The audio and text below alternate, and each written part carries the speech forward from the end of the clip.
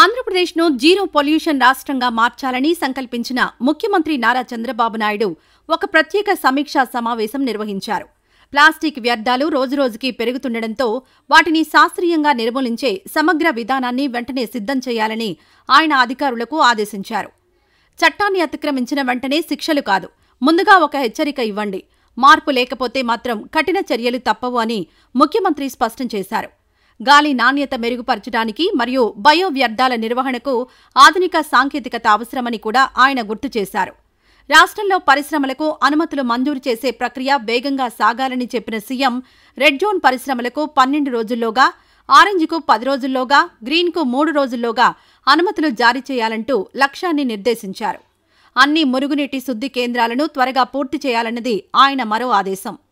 రైతుల వద్ద ప్లాస్టిక్ షీట్ల వాడకం తగ్గించి పర్యావరణానికి మేలు చేసే బయో షీట్లు వాడేలా ప్రోత్సహించాలని కూడా ఆయన సూచించారు. ఈ సమావేశంలో సిబ్బంది కొరత గురించి కాలుష్య నియంత్రణ మండలి చైర్మన్ కృష్ణయ్య చెప్పగా అవసరమైన నియామకాలకు ముఖ్యమంత్రి వెంటనే అంగీకరించారు.